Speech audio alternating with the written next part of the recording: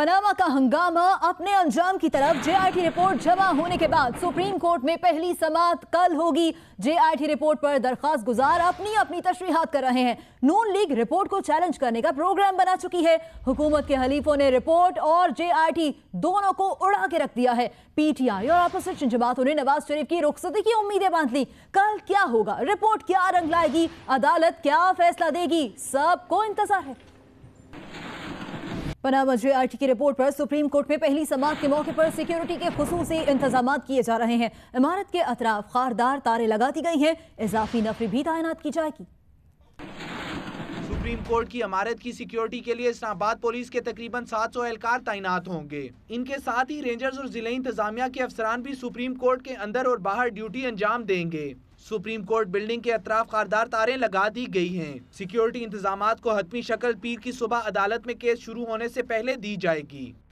और DG ISPR major general Asif Ghafoor का कहना है कि पनामा जेआईटी में फौज का कोई बराह रास्त किरदार नहीं। जेआईटी सुप्रीम कोर्ट के हुक्म पर बनी, जिसमें फौज की इंटेलिजेंस एजेंसियों के नुमाइंदों ने मेहनत और दयानतदारी से किरदार अदा किया।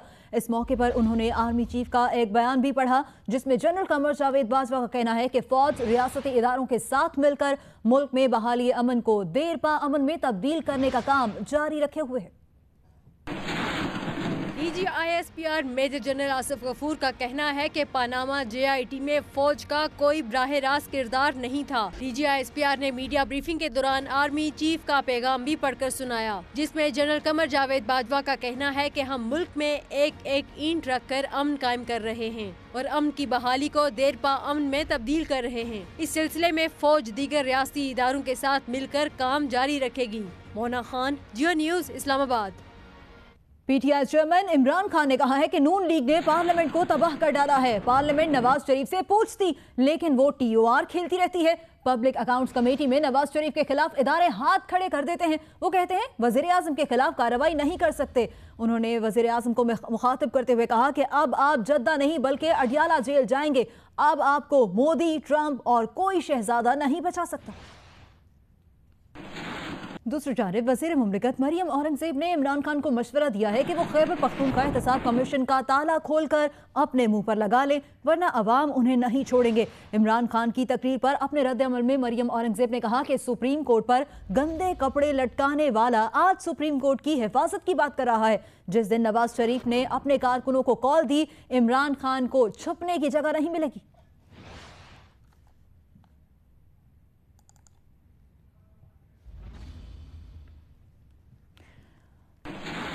और विफाकी वजीर ख्वाजा आसिफ ने कहा है कि एक पार्टी ने पहले पार्लियामेंट से इस्तीफे दिए, फिर इस्तीफों की वापसी के लिए भीख मांगती रही। ऐसी पार्टी अब वजीर आजम से इस्तीफा मांग रही है। 2-2.5 साल पहले इन्होंने इस्तीफा दिया और बाद में वही हुआ कि घुटनों के बाल माफिया मांगते हुए, भीख मांगते हुए ये वापस आए और इस्तीफे वापस लिए। यही लोग जो है मियां नवाज शरीफ से इस्तीफे का मुतालबा कर रहे हैं। ऑपोजिशन लीडर ने पनामा केस का फैसला एक हफ्ते में होने की पेशगोई कर दी। खुर्शीद शाह का कहना है कि हुकूमत की कोशिश होगी कि वो कल शुरू होने वाले केस में अदालत से ज्यादा वक्त हासिल कर सकें। ये बात उन्होंने सखर में मीडिया से गुफ्तगू में कही। कल सुप्रीम कोर्ट में ये केस डिस्कस होगा। हुकूमत की पूरी कोशिश होगी कि वो टाइम ले और वो कोशिश करेंगे कि अपना जवाब दाखिल करें।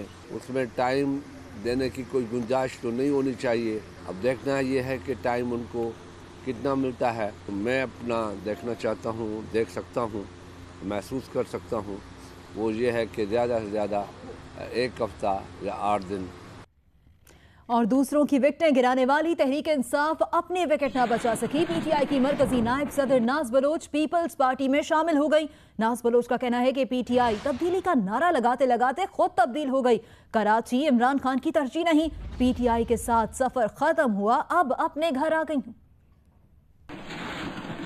शफकत महमूद ने तहरीक इंसाफ की साबिक नायब सदर और मरकजी मजलिस आमला की रुकन नाज बलोच को आम कारकुन करार दे दिया। कहा कि नाज बलोच कोई मरकजी ओहदेदार नहीं थी। इस पर नाज बलोच ने कहा कि उन्हें शफकत महमूद से ऐसी उम्मीद नहीं थी। नाज बलोच साहबा जो है वो एक हमारी रुकन है, उन्होंने ज्वाइन कर लिया को हमारी कोई नेशनल ऑफिस बेरर है, कोई प्रोविंशियल ऑफिस बेरर है। मुझे यकीन नहीं आता कि शफकत महमूद साहब ये कह सकते हैं, क्योंकि जब शफकत महमूद साहब ने पार्टी ज्वाइन की थी तो उनको इंफॉर्मेशन डिपार्टमेंट में सबसे ज़्यादा सपोर्ट जो हासिल थी वो मेरी हासिल थी, और मैंने हमेशा देखा है कि PTI में शफकत महमूद साहब ने मेरी बहुत इज्जत की है। मुझे यकीन नहीं आता कि ये बयान शफकत महमूद साहब का। दीगर खबरों की जानिब बढ़ते हैं। आपको बताएं कि कंट्रोल लाइन के करीब 8 मकाम पर भारतीय फौज की बिला इश्तियाल फायरिंग से पाक फौज की गाड़ी दरियाए नीलम में जा गिरी, 4 जवान दरिया में डूब गए। ISPR के मुताबिक LOC के करीब 8 मकाम पर भारतीय फौज ने पाक फौज की गाड़ी पर फायरिंग कर दी। पाक फौज की गाड़ी दरियाए नीलम में गिरने से 4 फौजी जवान डूब गए। एक शहीद जवान की लाश निकाल ली गई और बाकी 3 की तलाश जारी है। पाक फौज ने भारतीय फौज की सीज फायर की खिलाफ वर्जी का भरपूर जवाब दिया। वज़ीर आज़म ने पाक फौज की गाड़ी पर भारतीय फायरिंग की शदीद मसम्मत की है और पाक फौज की जानिब से भारतीय फायरिंग का मौसर जवाब देने को सराहा है।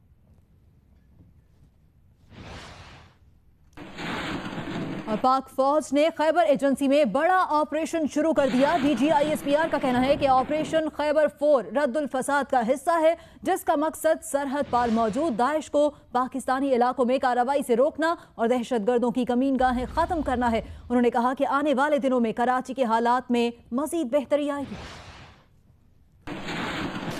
राजगाल और शवाल में आज से ऑपरेशन शुरू कर दिया है। ऑपरेशन खैबर 4 रद्दुल फसाद का हिस्सा है।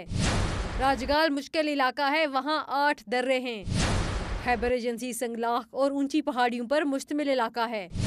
ऑपरेशन का मकसद सरहद पार मौजूद दाइश को पाकिस्तानी इलाकों में कार्रवाइयों से रोकना है। ये कहा DG ISPR ने मीडिया से गुफ्तगू करते हुए। रद्दुल फसाद जब से शुरू हुआ है पूरे पाकिस्तान में अभी तक हमने 46 मेजर ऑपरेशन लॉन्च किए हैं। इसके अलावा तकरीबन ओवर 9000 हमने IBOs अभी तक लॉन्च किए हैं।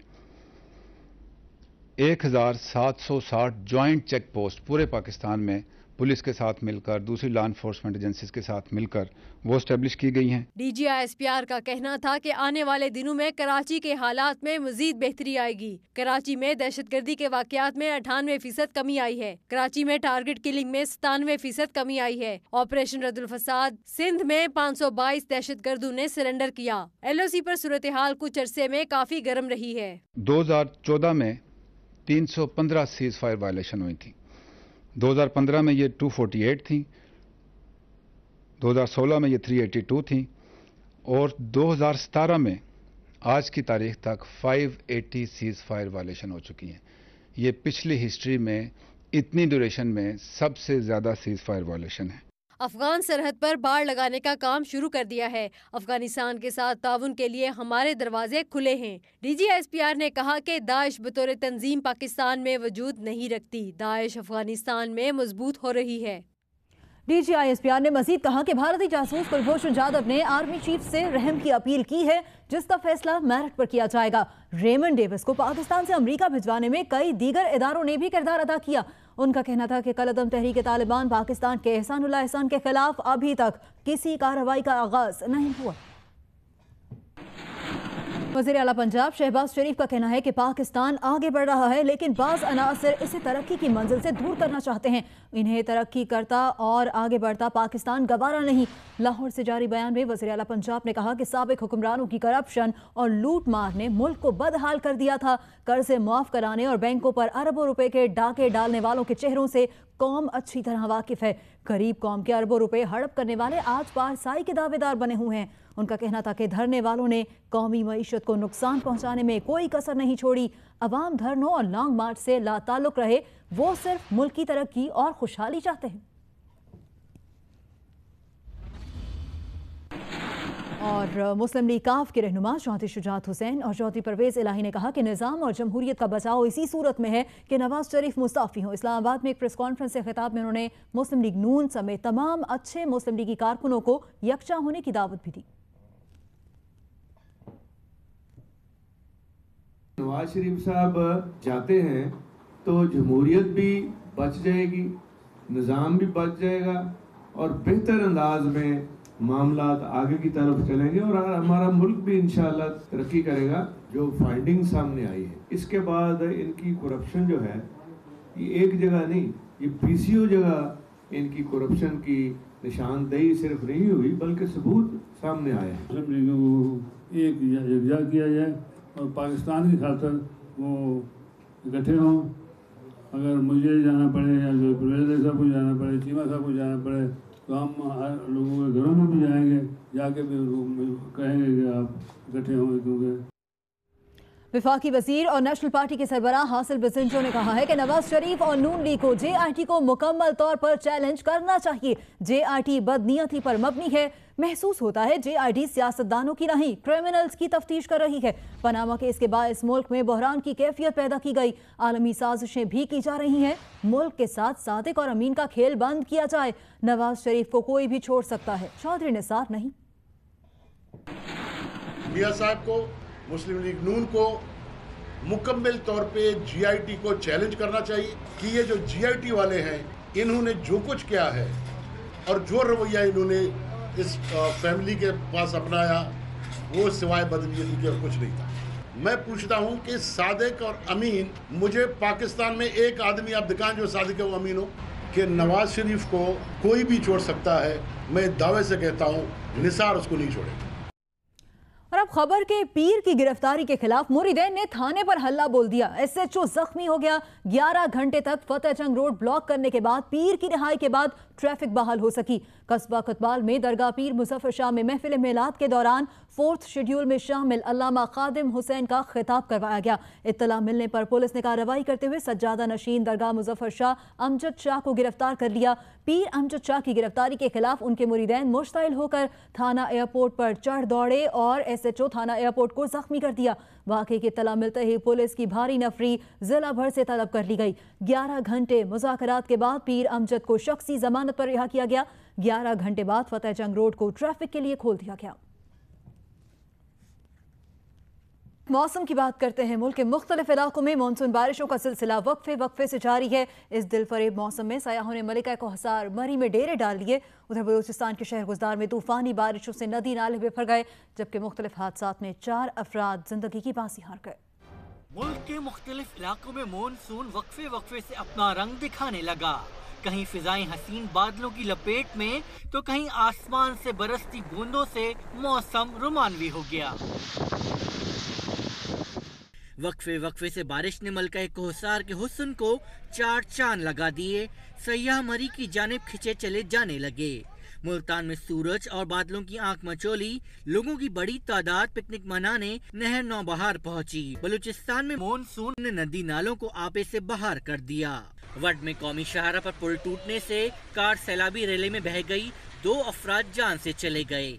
फिरोजाबाद में लकड़ियां जमा करते हुए 2 भाइयों को सैलाबी रेला बहा ले गया, जिनकी लाशें निकाल ली गयीं। जिला इंतजामिया ने पुल के करीब आर्जी रास्ता बनाकर ट्रैफिक बहाल कर दी है। मीरपुर खास, बदीन, टंडोलायार समेत सिंध के मुख्तलिफ शहरों में बारिश वक्फे से जारी है। शुमाली वजीरिस्तान के बाज़ इलाकों में मूसलाधार बारिश हो रही है। स्कर्दू में लैंड स्लाइडिंग के बायस गिलगित स्कर्दू शाहरा चौथे रोज भी बंद है।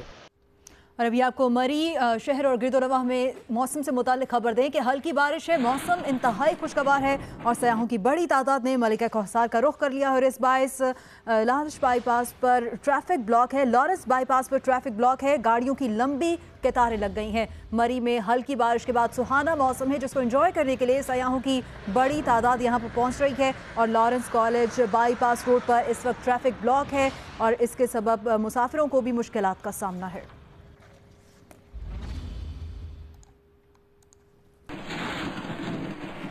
गिलगित बल्तिस्तान के इलाके चलास में सयाहों की वैन खाई में जा गिरी। हादसे में 5 अफराद जाँ बहक और 12 जख्मी हो गए। पुलिस के मुताबिक लुलूसर झील के करीब ब्रेक फेल होने के बाद सयाहों की वैन खाई में जा गिरी।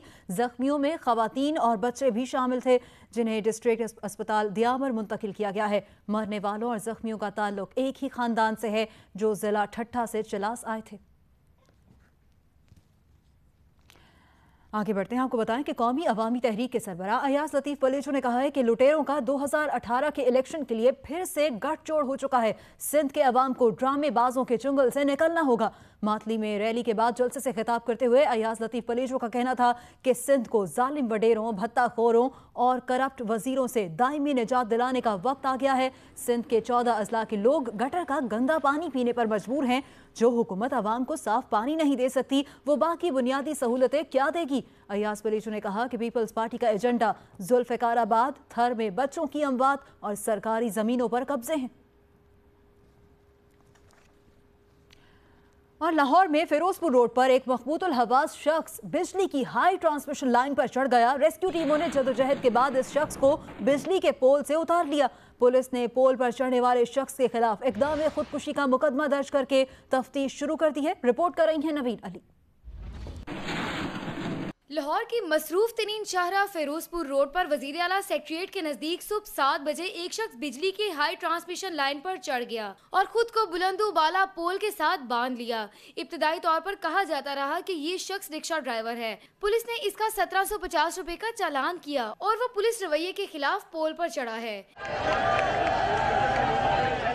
रेस्क्यू टीमों ने बिजली की फ्राहमी मुअत्तल कराने के बाद क्रेन की मदद से इसको नीचे उतारा। असल में ये साजिश तो है पाकिस्तान जब से बना, ये आप इंटेलिजेंस को जानते हैं, होती है सारे होते हैं, आपको जीने ही नहीं दिया गया। पुलिस हुकाम का कहना है कि बज़ाहिर ये शख्स ज़हनी माजूर लगता है। एक तो हम इसका मेडिकल कराएंगे, डॉक्टर से ओपिनियन लेंगे क्या वाकई ये डिस्टर्ब है या ड्रामा कर रहा है। एक तो ये चीज़ है। दूसरा, अभी राब्ता करके ये जो इसने ये एड्रेस दिया है वहाँ इसका फैमिली बैकग्राउंड, इसका रिकॉर्ड, इसकी सारी हिस्ट्री चेक करेंगे। ज़हनी माजूर शख्स का नाम मोहम्मद अमीन बताया गया है, जिसकी 4 बेटियां 2 बेटे हैं। ताल्लुक जंग से है। अमीन मीडिया के सामने उल्टी पुल्टी बातें करता रहा, लेकिन खंबे पर चढ़ने की ठोस वजह न बता सका। कैमरामैन मोहम्मद अशरफ ननकानवी के साथ नवीन अली, जियो न्यूज़, लाहौर।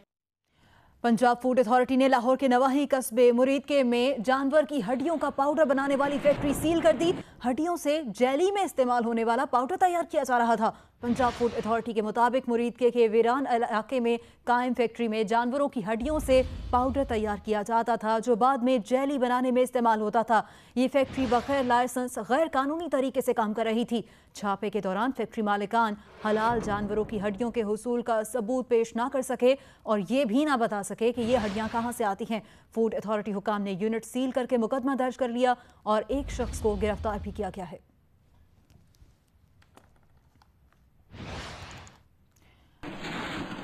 और बलूचिस्तान में ज़िमनी इंतखाब का मार्का जमीयत उलमा इस्लाम फे ने जीत लिया। इलेक्शन कमीशन के मुताबिक NA 260 में JUI फे के मीर उस्मान बादीनी 44,610 वोट लेकर कामयाब हुए। BNP के बहादुर मैंगल 37,481 वोट और पश्तूनख्वा मैप के जमाल तरकई 19,840 वोट ले सके। इलेक्शन कमीशन के मुताबिक NA 260 के ज़िमनी इंतखाब में टर्न आउट 29% रहा।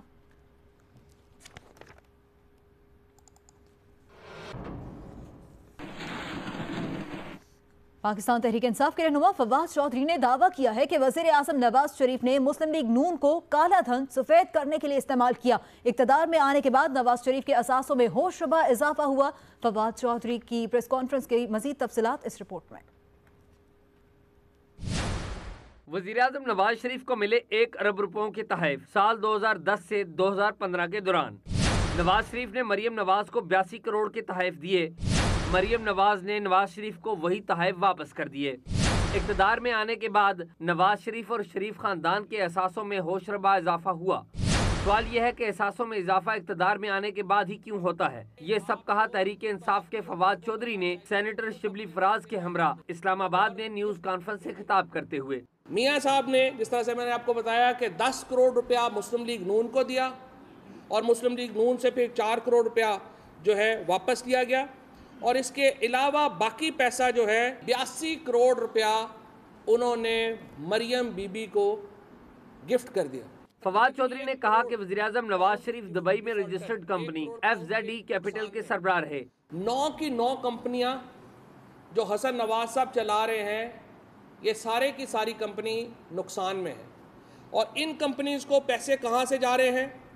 इन कंपनीज को पैसे जा रहे हैं FZE कैपिटल दुबई से और इस FZE कैपिटल के चेयरमैन, जैसे कि मैंने पहले बताया, नवाज शरीफ साहब हैं। फवाद चौधरी ने दावा किया कि नवाज शरीफ की साबिक कानूनी माहिरीन की टीम ने GIT की रिपोर्ट के बाद इस केस में सुप्रीम कोर्ट में पेश होने से इनकार कर दिया है, क्योंकि उन्हें पता है कि वो इस केस का दिफा नहीं कर सकते। कैमरामैन रिजवान अली शाह और साथी रिपोर्टर मोहम्मद मामन रजा के हमरा एजाज सैयद, जियो न्यूज, इस्लामाबाद।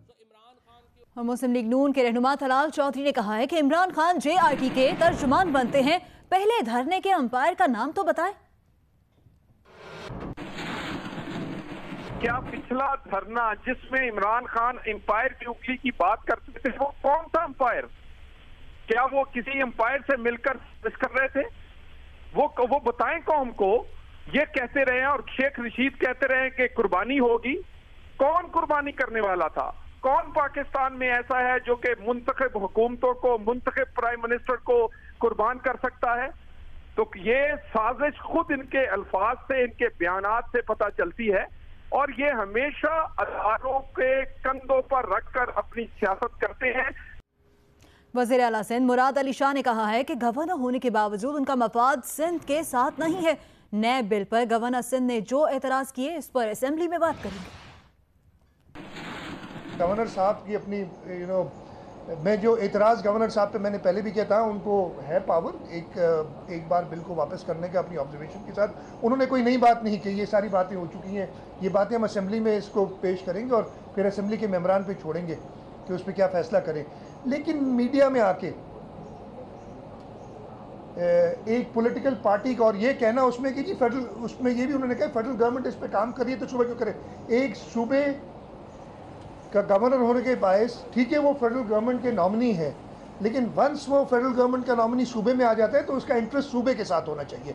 अनफॉर्चुनेटली वो मैं नहीं देख रहा हूँ इस जगह पे भी और जगहों पे भी। तो ये मैंने ओपनली इस पर कहा है कि उनको once he is been nominated फिर वो सूबे का ख्याल करें, सूबे के लोगों का ख्याल करें।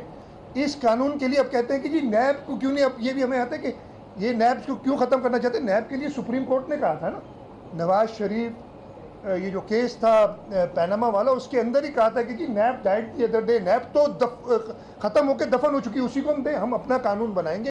ऑपरेशन रद्दुल फसाद से मुतालिक आपको ताज़ा तरीन अपडेट दें कि FC ने योब में दहशतगर्दों का हमला पसपा कर दिया। FC की बरवक्त जवाबी कार्रवाई, फायरिंग के तबादले में 4 दहशतगर्द हलाक हो गए। ISPR का बताना है कि गुज़श्ता रात के वाक़े में दहशतगर्दों ने रॉकेट्स और मशीन गनों से फायर किए।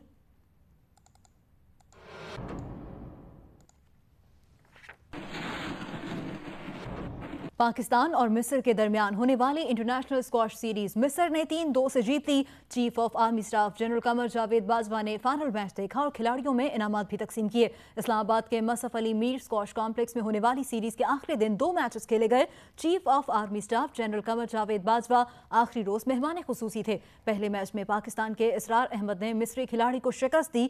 आखिरी मैच में फरहान महबूब ने करीम को शिकस्त से 2-4 किया, लेकिन सीरीज 3-2 से मेहमान टीम के नाम रही। आखिर में जनरल कमर जावेद बाजवा ने खिलाड़ियों में ट्रॉफियां और इनामात तकसीम किए।